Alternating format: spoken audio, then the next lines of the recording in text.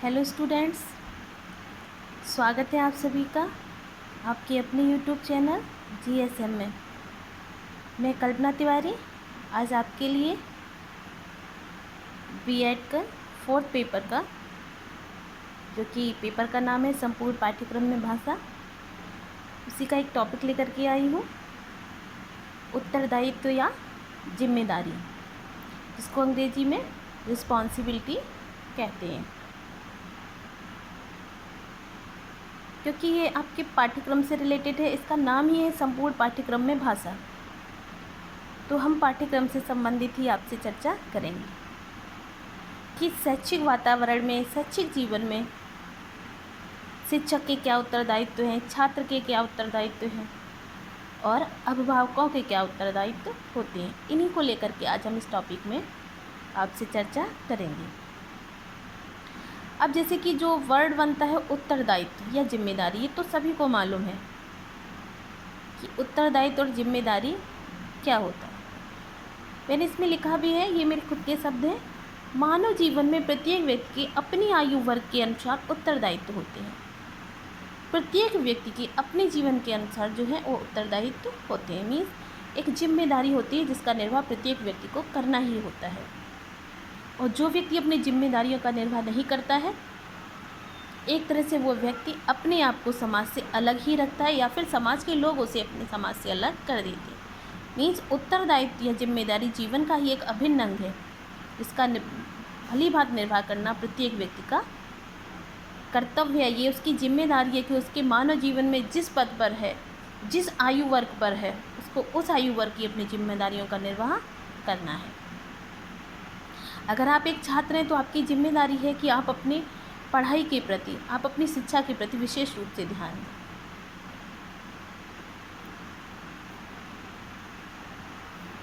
मैंने इसमें लिखा भी है कि जिन मानव जीवन में प्रत्येक व्यक्ति अपनी आयु वर्ग के अनुसार उत्तरदायित्व होते हैं, जिनका पालन मनुष्य पूर्ण मनोयोग के साथ करता है। अपनी जिम्मेदारियों का निर्वाह व्यक्ति सहृदय करना पसंद करता है। प्रत्येक व्यक्ति अपनी आयु वर्ग के अनुसार अपनी अपनी जिम्मेदारियों का निर्वाह पूर्ण हृदय से करना पसंद करता है और उससे उसे पूर्ण सुख की प्राप्ति भी होती है। ऐसा नहीं है कि जिम्मेदारियां देखकर मनुष्य घबरा जाए।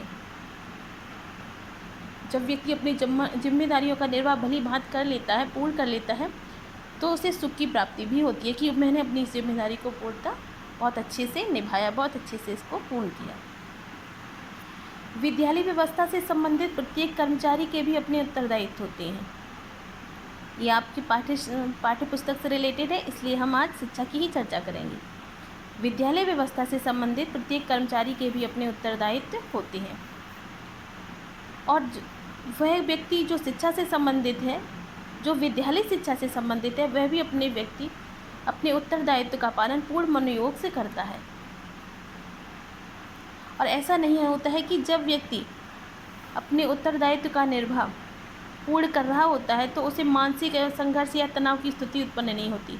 उसे होती है, उसे मानसिक संघर्ष एवं तनाव की स्थिति भी पैदा होती है, लेकिन साथ ही साथ जब उसकी जिम्मेदारी पूरी हो जाती है तो उसे पूर्ण सुख का अनुभव भी प्राप्त होता है।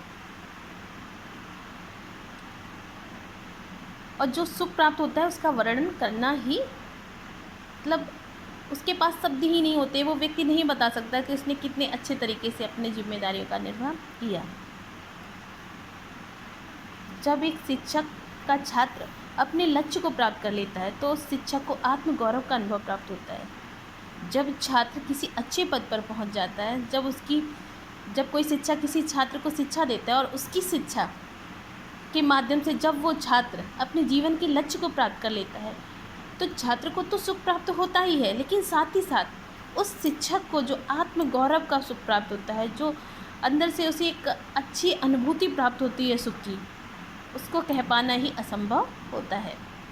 मीन्स छात्र को प्राप्त करने में, लक्ष्य को प्राप्त करने में तो खुशी का अनुभव हुआ ही, साथ ही साथ शिक्षक को भी बहुत अच्छा लगता है। उसे लगता है कि उसने अपने उत्तरदायित्व, अपनी जिम्मेदारियों का निर्वाह बखूबी किया, जिससे कि छात्र को आज लक्ष्य की प्राप्ति हुई। और जब छात्र जो होता है अपने उत्तरदायित्व का पालन, अपने लक्ष्य को प्राप्त कर लेता है, तो छात्र का तो ये जिम्मेदारी थी कि उसे अपने लक्ष्य को प्राप्त करने के लिए अपनी जिम्मेदारियों का निर्वाह करना ही है।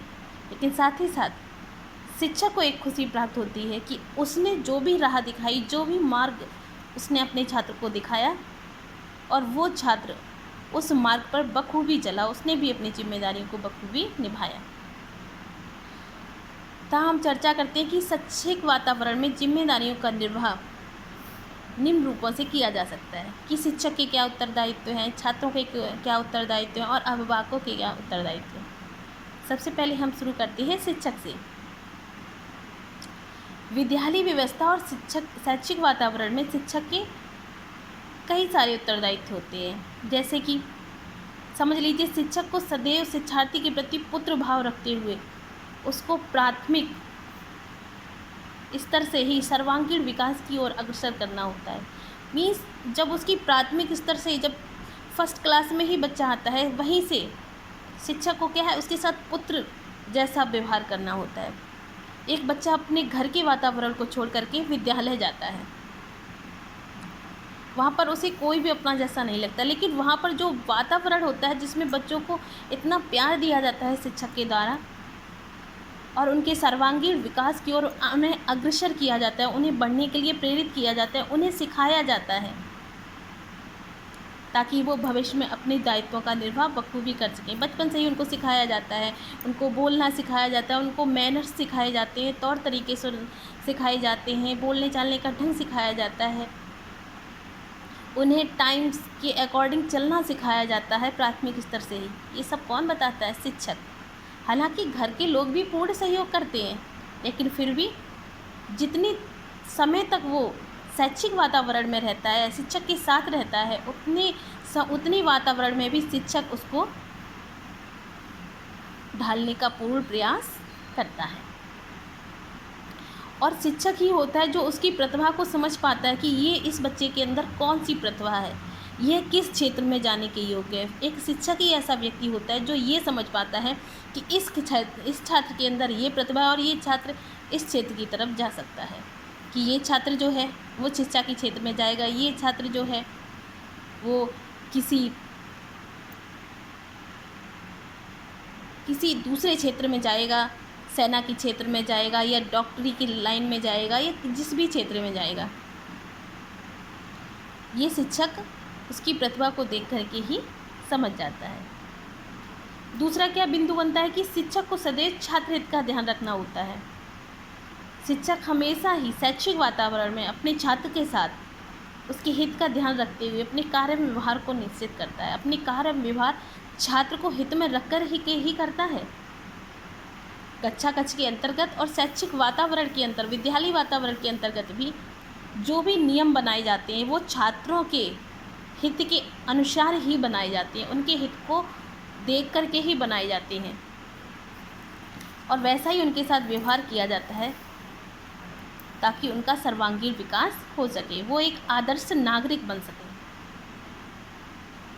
शिक्षक का दायित्व होता है कि वह समय समय पर अभिभावकों को, बालक बालिकाओं को प्रगति से अवगत कराएं। मतलब इसीलिए पेरेंट्स मीटिंग, छोटे छोटे क्लासेस जो होते हैं वहाँ पर पेरेंट्स मीटिंग भी होती है।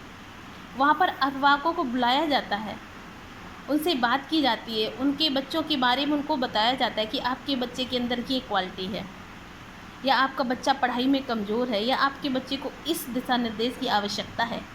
ये सारी चीज़ें टीचर और पेरेंट्स के बीच होती हैं। तो ये भी क्या है, ये शिक्षक खुद उनको इतना डीपली उनको ऑब्जर्वेशन करता है, इतना डीपली उनको देखता है ताकि वो उनके अभिभावकों को उस बच्चे के बारे में जो भी उसके अंदर गुण हैं या अवगुण हैं उनसे उनके अभिभावकों को अवगत करा सके। शिक्षा का एक दायित्व बनता है कि वह शिक्षक जो है वो माता एवं पिता दोनों के साथ बैठकर पूर्ण मनोयोग से भाग ले, अभिभावकों की भी समस्याओं को समझे, उनका समाधान करें। ये जो पेरेंट्स मीटिंग होती है, क्या होता है, इसमें अभिभावक भी अपनी परेशानियां जो होती हैं वो शिक्षक को बताते हैं कि बच्चे के घर में क्या व्यवहार है और यह अभिभावक कौन सा व्यवहार बच्चे में परिवर्तन करना चाहते हैं, बच्चे के अंदर कौन सा सुधार लाना चाहते हैं। वो भी पेरेंट्स मीटिंग जो होती है उसमें शिक्षक और अभिभावक दोनों ही एक दूसरे से बातचीत करते हैं। तो इसमें क्या होता है, इसमें भी शिक्षक अपने उत्तरदायित्व का निर्वाह करता है।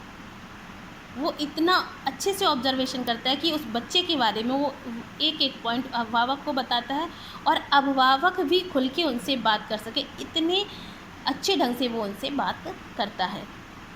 और इन सब के बीच वो छात्र हित का भी ध्यान रखता है, छात्रों के व्यवहार का भी ध्यान रखता है। अतः हम अपने इस टॉपिक को यहीं विराम देते हैं। अपने नेक्स्ट वीडियो में इसी के पार्ट 2 में आपसे छात्रों के उत्तरदायित्व को लेकर के आपसे चर्चा करेंगे। धन्यवाद।